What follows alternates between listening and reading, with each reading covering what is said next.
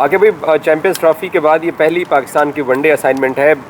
क्या उम्मीदें हैं आपको अपनी वनडे साइड से, क्योंकि इसमें सीनियर प्लेयर्स भी हैं और एक दो अपने नए प्लेयर्स को भी मौका दिया हुआ है।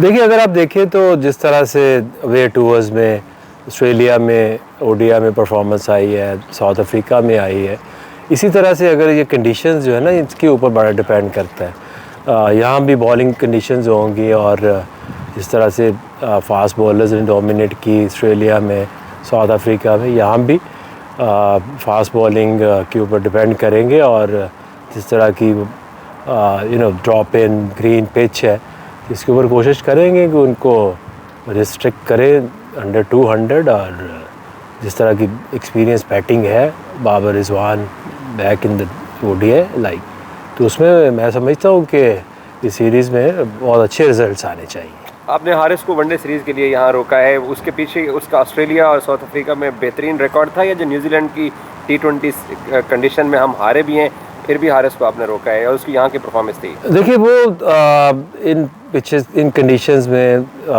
फिर उसने साबित किया कि इज़ द बेस्ट ऑप्शन।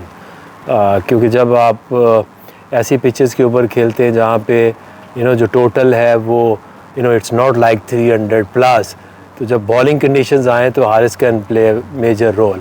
जो हमारी एक रीड है पाकिस्तानी टीम के लिए मुश्किल्स आई चैम्पियंस ट्रॉफी में, जब फ्लैट ट्रैक्स आते हैं और बॉलिंग में उस तरह से सपोर्ट नहीं मिलती, तो जब रन्स ज़्यादा बनते वहाँ पे हम थोड़ी स्ट्रगल कर रहे हैं। आई थिंक कि जिस तरह से ये बॉलिंग कंडीशंस हैं, पाकिस्तान को ये सीरीज़ में बहुत बेहतर परफॉर्मेंस देनी चाहिए। वनडे कैंपेन के लिए आपने बाबर, रिजवान और अब्दुल्ला और इमाम 4 सीनियर बल्लेबाजों को पाकिस्तानी टीम के अंदर कैरी किया। T20 में आप एक नई साइड बनाने जा रहे हैं, तो वनडे के लिए हालांकि चैंपियंस ट्रॉफी में पाकिस्तान के फैंस तो नाराज़ थे कि आपकी कैंपेन चैंपियंस ट्रॉफी में नहीं अच्छी रही है, हालांकि आप पिछली 2 सीरीज़ जीते हुए थे। तो वनडे टीम के लिए आपके थॉट बड़े डिफरेंट हैं T20 के अगर देखिए, वनडे की आपकी एक अच्छी टीम बनी हुई है, अच्छी उसकी परफॉर्मेंसेज आ रही हैं। नो डाउट के जो पाकिस्तान में चैंपियंस ट्रॉफी हुई है उसमें 2 मैचेस हुए हैं। अगर आप उसको उस नज़र से देखें तो न्यूजीलैंड का जो मैच था उसमें जो फ़खर है वो पहले ओवर में अनफिट हो गए। आपका जो मेन इम्पैक्ट प्लेयर है, उन बैटिंग पिचेस के ऊपर आपके जो 1-2 इम्पैक्ट प्लेयर्स होते हैं, उनका खेलना और चलना बड़ा ज़रूरी होता है। क्योंकि जो भी आप रन बना रहे हैं, 350 के करीब वहाँ पाकिस्तान में रन्स बन रहे थे।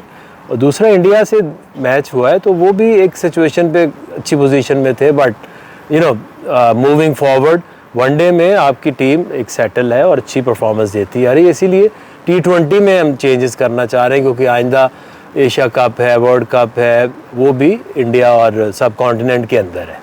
पोस्ट सीरीज़ T20 में आपसे बात नहीं हुई है, सब लोग जानना चाहते हैं कि क्या एनालिसिस है आपका 4-1 रिज़ल्ट का, और यंग टीम आपका क्या तज्ज़िया है? देखिए, उसमें अगर आप देखें तो जो 2 पिचेस थी वो बेहतर थी, जहाँ पे पाकिस्तान ने 15 ओवर में 135 रन भी बनाए, और ऑकलैंड की अच्छी पिच थी, इसके ऊपर मैच भी पाकिस्तान ने जीता। जो 3 कंडीशंस हैं, अगर आप उनको क्रिकेटिंग पॉइंट ऑफ व्यू से देखें तो वो बहुत ज़्यादा मुश्किल थी जो टेक्निक पाकिस्तानी बैटर्स की होती है। सो आई एम स्टिल होपफुल, ये जो यंगस्टर्स हैं, ये अगर अब सब कॉन्टिनेंट में पाकिस्तान में क्रिकेट खेलेंगे, दे हैव टैलेंट और हमने उनको बैक करना है। और ये बहुत बेहतर ऑप्शंस हैं, उसमें साइम है, फ़खर है, और भी ऑप्शंस अभी PSL के बाद आएंगे। तो वी आर वेरी होपफुल कि एक अच्छी T20 टीम भी बनेगी। Thank you.